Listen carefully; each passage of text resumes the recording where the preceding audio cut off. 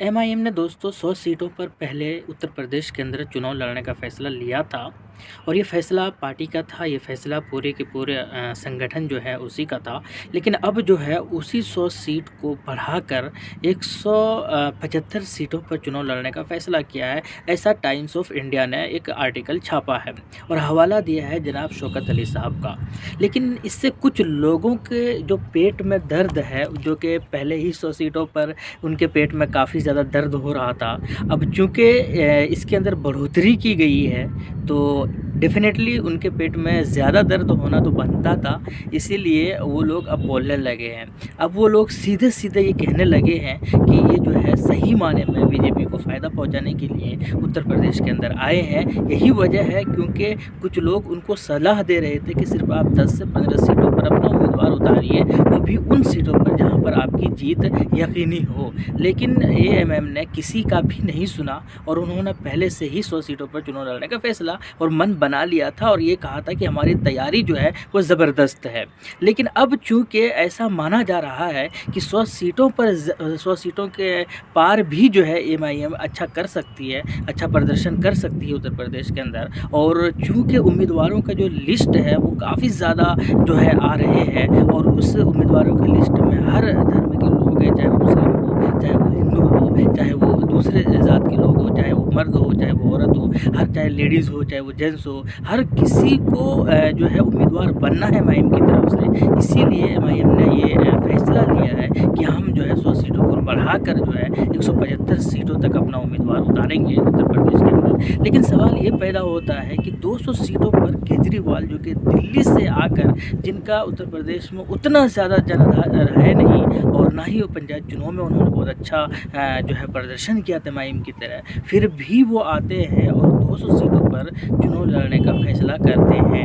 लेकिन होता क्या है, कोई उनके ऊपर एक आवाज़ नहीं उठाते, कोई उनके ऊपर उंगली नहीं उठाते, कोई उनके ऊपर निशानदेही नहीं करते, कोई ये नहीं कहते कि सही माने में ये बीजेपी को फ़ायदा पहुंचाने आया है या ये आया है। जबकि एमआईएम 200 से कम ही सीट पर अपना उम्मीदवार उतार रहे हैं, फिर भी ऐसा माना जा रहा है, फिर भी ऐसा कहा जा रहा है कि भाई जो है ये फ़ायदा पहुंचाने के लिए आए हैं। अब कुछ लोग ये भी सवाल उठा रहे थे कि मुस्लिम पर्सनल लॉ बोर्ड जो है वो एमआईएम को रोक रहे हैं, जबकि खुद असद साहब ने ये क्लियर कर दिया है कि मुस्लिम पर्सनल लॉ बोर्ड जो है वो किसी भी तरीके से सियासत के अंदर इन्वॉल्व नहीं होना चाहती है शुरू से ही, और ना ही किसी को वो प्रीफर कर रही है और ना ही किसी को वोट डालने से वो मना कर रही है। तो खैर कुल मिलाकर उन्होंने एक लेटर जारी करके भी कहा कि भाई हम जो है सियासत से दूर है और हमारे कोई भी मेंबर जो मुस्लिम पर्सनल लॉ बोर्ड के अंदर है वो अगर स्टेटमेंट देते हैं, वो बयान देते हैं, तो वो मुस्लिम पर्सनल लॉ बोर्ड का नहीं माना जाएगा, बल्कि उनका खुद का इंडिविजुअल स्टेटमेंट और बयान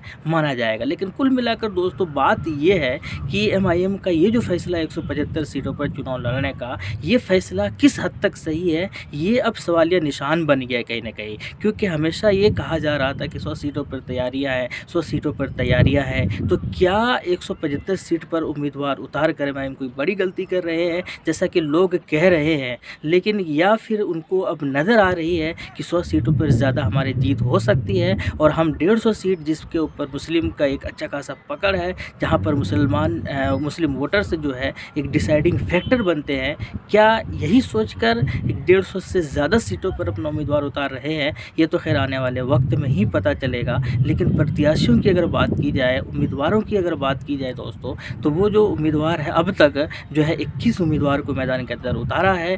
दो जो लिस्ट है वो उम्मीदवारों की वो जारी किया है। पहली लिस्ट में जो है 9 उम्मीदवार डिक्लेयर किए थे एमआईएम की पार्टी ने, जबकि दूसरी लिस्ट जब जारी किया तो उसके अंदर 8 उम्मीदवार का नाम शामिल था, जिसके अंदर एक पंडित जी भी था। साहिबाबाद से उनको टिकट मिला गया, गाज़ियाबाद डिस्ट्रिक्ट से। उम्मीद यही है कि एमआईएम एक बेहतर फैसला लेगी और जिस तरीके से लोग इनको पर विश्वास जता रहे हैं, दिखा रहे हैं, और जिस तरीके से लोग अपने दिलों के अंदर इस पार्टी को जगह दे रहे हैं, डेफिनेटली अगर ऐसा होता है तो यकीनन बहुत बड़ी कामयाबी उत्तर प्रदेश के अंदर आपको देखने को मिलेगा एमआईएम को लेकर। आपका क्या कहना है? ये राय, ये जो 175 सीटों पर अपना उम्मीदवार उतारने का ये फैसला किस हद तक सही है? कमेंट सेक्शन में अपना राय ज़रूर रखिएगा। शुक्रिया, जय हिंद, लव यू।